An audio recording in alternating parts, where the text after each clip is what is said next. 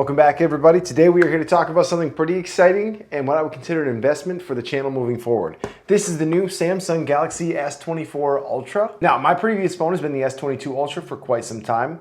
It was a bit of a bumpy road for a while. I had many insurance claims where I kept getting phones that would crash on me continuously, but they finally got me sorted out, and it's been a very solid phone for the last 7 or 8 months. Now, what does this mean for the channel? Well, this means new, clearer quality overhead.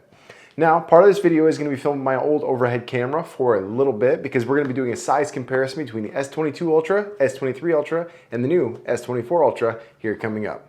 So let's get into it. All right, starting right off, pretty interesting box design. A couple of big updates with this phone this year. Well, the biggest is going to be the AI features, which I'm very curious to test out. Plus, they have a new camera sensor and all sorts of other features, and this is the first time in a long time Samsung has switched to a flat display over the curved edges. We'll see how much we like it. So packaging on this, ultra slim, very small box. I would say very conscientious of the environment. First thing right out of the box, pretty standard, USB Type-C cable. A little bit of a quick start guide, important information. And then of course you have your SIM removal tool right here. So again, the unboxing experience, it's a very clean, small box. I like that. Now, let's check out the phone. So here's the back. You know, it's a kind of a silvery gray color, but it does look sharp. Right off the back, we have an included screen protector that has to come off. This is not one that stays on. Otherwise, I don't think you're gonna see too much here. But let's go ahead and give this a peel. All right, first impressions. So, big upgrade this year. Well, for a first, Samsung is following in Apple's footsteps. Haven't seen that in a while, with a new upgraded titanium frame. Now, flex-wise, this thing feels absolutely solid as I stick fingerprints all over my brand new screen. Looks like here on the side, we're gonna have a power button, a volume rock. All right, coming around to the bottom here, sticking in the fashion since they're not really doing the note anymore. We have the S Pen right here in the bottom. Pretty standard on the new S series. I believe they started doing that in the S21 or S22 Ultras. SIM card tray, USB Type-C, down-firing speaker, and up top, of course, you're gonna have an up-firing speaker with what looks to be a couple of antenna lines here. I mean, it is a good-looking and good-feeling phone. I will say the first thing I noticed moving my hands around this, the corners. Corners feel a little sharp. First startup looks pretty similar to most of the other ones. You have your typical under-the-screen front-facing camera, pretty much the norm these days. Got the phone all set up. Now let's go ahead and do a quick size comparison between the S22, 23, and 24 Ultras. All right, starting from the left here, you have the S22 Ultra. This has been my daily driver for a while now, although this one was brand new about 8 months ago. Then you have the S23 Ultra. Then you have the new S24 Ultra. Main differences really, from the back, not much. Now, if we check the side profiles, we're gonna notice that over the little bit of while here, the camera bumps start to come out a little bit further. Now you will start to notice with the S24 here, it gets a little bit thicker. Well, I guess it feels thicker, although it's actually almost identical. Now, looking from the front here, once again, they all almost look identical except for the flat screen on the new S24. Yeah, comparison-wise, side by side, the biggest difference you're gonna notice with these phones is that from the 22, 23, 21 and below, you now are back to the flat screen, which honestly, I kinda like. I don't know what it is. Maybe it's just because I've been so used to the S22 Ultra for so long, or the S20 that I had before that. Maybe it's almost just like it's something different. Now, let's check this out.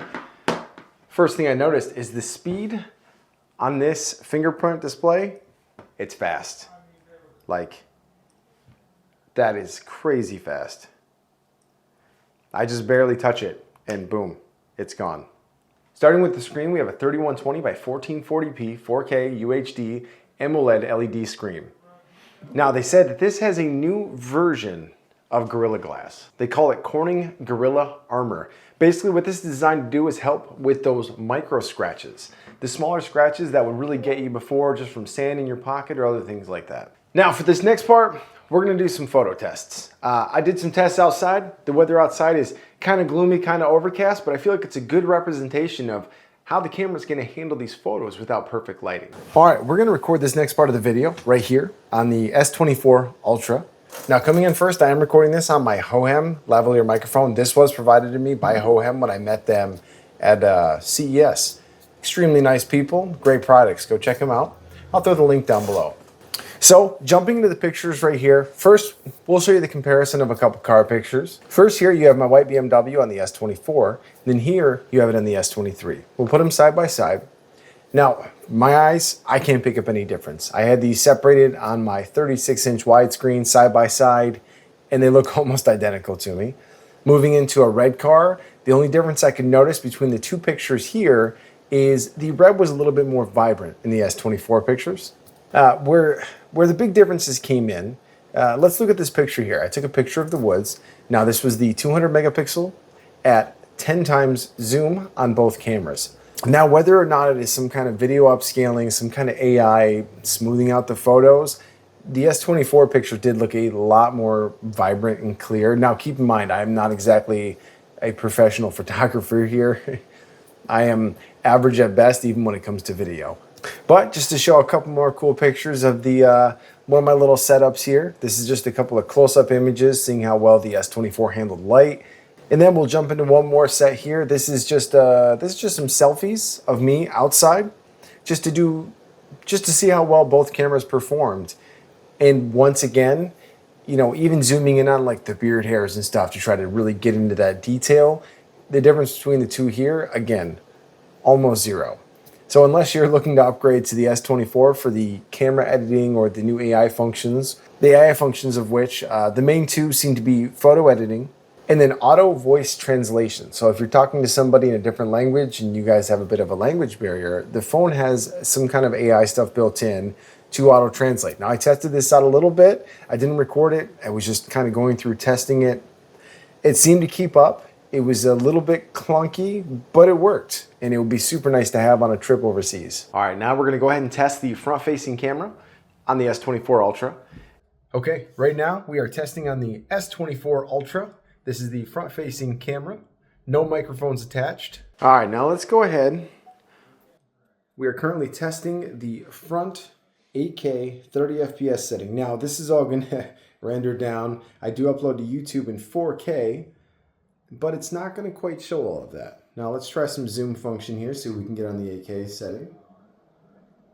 Looks like on 8K we can go to a total of a 5x zoom. Now obviously with this phone there's a million different things you can test with the camera. I just want to touch on some basics, show my unboxing, and welcome this new camera to the channel. This is going to be my daily driver, but on top of that, this is going to help upgrade the camera quality for not only here, but up here. So the camera quality up here is going to change drastically as well, because that is going to be my S22 Ultra from now on instead of my old S10 5G. Don't get me wrong, that camera's been awesome, but I've had a lot of issues with the color grading on that camera not quite being, well, more or less the color depth not quite being there. So going forward, if there's any test you'd like to see done, video, photo, or camera-wise between any of the three phones that you've seen so far, I'm gonna be hanging on to all of them. So just go ahead and let me know down below. If there's any of the AI functionality testing you guys wanna see done as well, I have no problem making a follow-up video.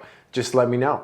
I will do anything testing with this, aside from destructive testing. Let's keep in mind, little YouTube channel, little budget. So we gotta stay on track with that. Also, just a side note, this video is not in any way sponsored by Samsung or anybody else for that matter.